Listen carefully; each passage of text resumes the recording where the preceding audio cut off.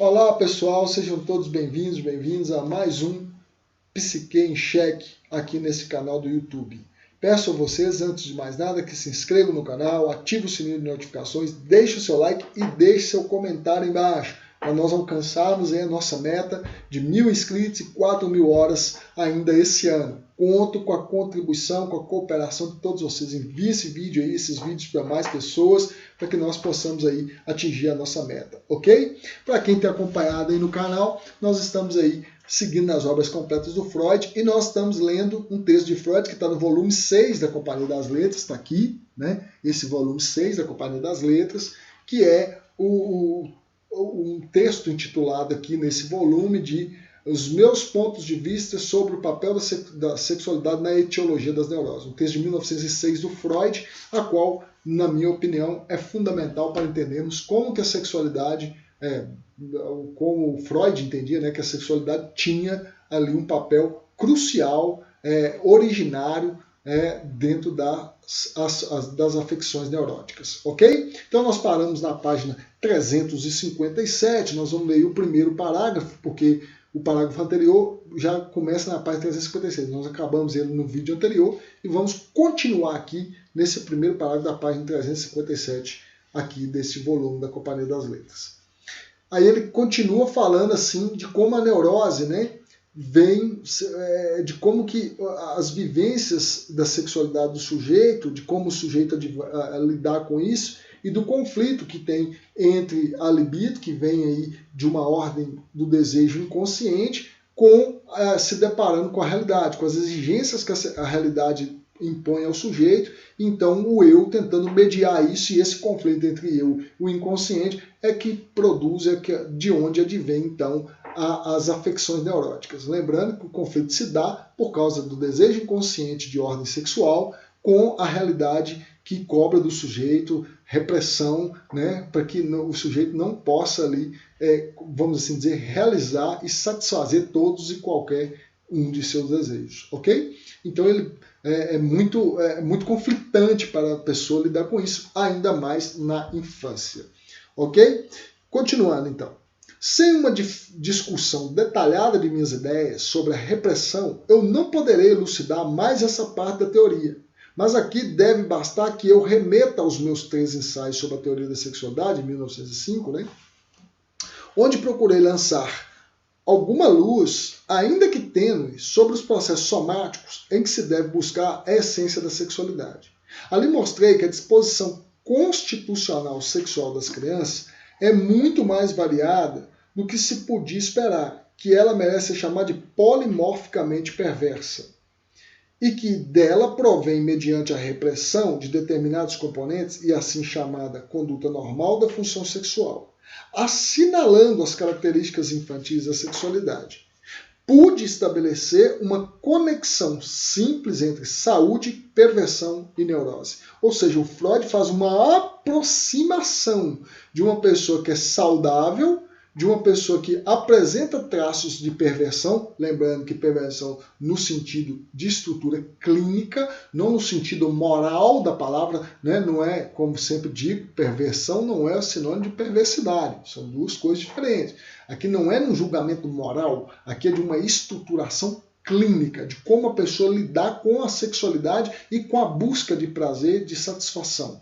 Ok? Que fique claro. E neurose. Ele aproxima, então, saúde, perversão e neurose. Por isso, uma vez mais, discute se perversão é uma estrutura clínica propriamente dita ou se é apenas uma forma, né, uma ramificação aí de manifestação que aparece na neurose. Ok, pessoal? A norma resultava da repressão de determinados instintos parciais, por isso do desenvolvimento infantil, né? Por isso que é polimorficamente perverso, porque vai tendo as zonas erógenas e o sujeito busca satisfação em reproduzir essa satisfação enquanto criança, né? Então por isso que é polimorficamente perversa.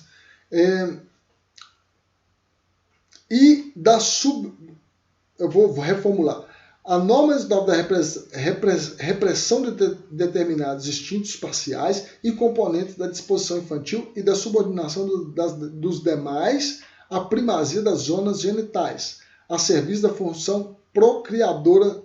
E aí, ponto e vírgula, as perversões correspondiam a distúrbios nesta síntese, pelo desenvolvimento forte como que compulsivo de que alguns desses instintos parciais e a neurose estava relacionada a uma repressão excessiva das tendências libidinais. Como quase todos os instintos perversos da constituição infantil podem ser evidenciados como forças formadoras da neurose, mas nelas se encontram no estado de repressão, pude designar a neurose como negativo da perversão. Ou seja, a neurose era uma forma de negar a busca de satisfação de maneira perversa. Como uma pessoa que se manifesta de forma perversa busca satisfação sem importar muito com a lei, com a regra, com as normas, o neurótico nega esse tipo de busca.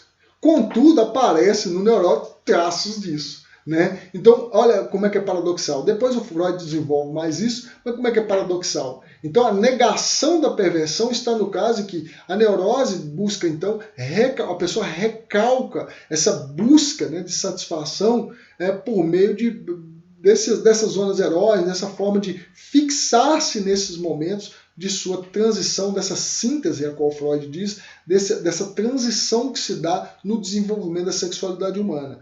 Então, a pessoa que se encontra na perversão, ela fixa-se num momento desse. A neurose é uma negação desse tipo de busca de satisfação, ok? Por isso aí advindo o conflito, desencadeando aí a neurose.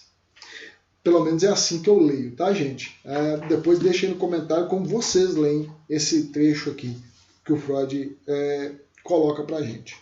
Devo ressaltar que, apesar de todas as mudanças, minhas concepções sobre a etiologia das psiconeuroses nunca rejeitaram ou abandonaram dois pontos de vista: a relevância da sexualidade e do infantilismo. Isso é importante, né? Ou seja, ele nunca abandonou a ideia da etiologia das neuroses, está vinculada à sexualidade e à forma infantil de lidar com isso, ao infantilismo. Né? De resto, influências acidentais foram substituídas por fatores constitucionais e a defesa, entendida de modo puramente psicológico, pela repressão sexual orgânica. Então a defesa busca não permitir que vamos assim dizer, né, essa busca reprimir, essa que é a questão, essa busca de satisfação orgânica. Porque a pulsão é aquilo que, e aí eu não vou entrar muito no mérito, mas ele introduz na concepção dos 3 ensaios a questão da pulsão, as pulsões parciais, né, das zonas erógenas e tal. Então as pulsões parciais, ou as zonas erógenas ali que o sujeito busca satisfação por meio delas, a ideia de que as pulsões é aquilo que está entre o psíquico e o somático, ou seja, de questões orgânicas e entre o que é psíquico.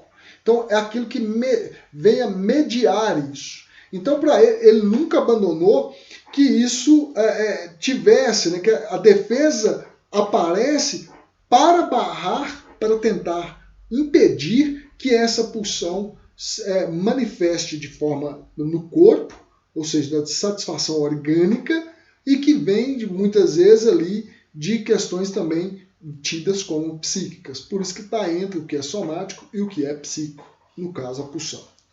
Se alguém perguntar onde se acha uma prova contundente da alegada importância etiológica dos fatores sexuais nas psiconeuroses, dado que se vê tais doenças irromper após emoções banais e até por razões somáticas, e foi preciso abandonar uma etiologia específica na forma de vivências infantis particulares, responderei que a pesquisa psicanalítica dos neuróticos é a fonte de onde vem essa controvertida convicção. Ou seja, aqui o Freud coloca o papel fundamental da clínica para a sua teorização. Né? A sua experiência clínica, a sua observação clínica tem um papel crucial para o desenvolvimento da sua teoria. Quando se emprega esse insubstituível método de investigação, descobre-se que os sintomas representam a atividade sexual dos pacientes. total ou parcial, oriundas das fontes de instintos parciais, normais ou perversos da sexualidade. Ou seja, o sintoma é um substituto do papel sexual para o sujeito. É uma substituição, por isso que muitas vezes o sujeito tem dificuldade de abandonar o sintoma. Tem a dificuldade de querer modificar, abandonar, se curar. Por quê? O sintoma também tem nele satisfação, de ordem sexual. E aí é paradoxal porque o sintoma também é produtor de sofrimento para o sujeito. Ao que Lacan depois elaborou nessa trama como sendo o gozo. Tem um gozo ali, né? Então é muito importante nós entendermos essa trama e de como ela funciona para o sujeito.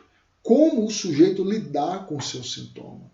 A psicanálise não faz como na medicina, que simplesmente quer chegar e tirar o sintoma do sujeito. Porque talvez se você fizer isso, talvez é aquilo que sustenta aquela pessoa, é como ela dá conta das coisas. Se você chega e quer tirar o sintoma, logo você desorganiza todo esse sujeito.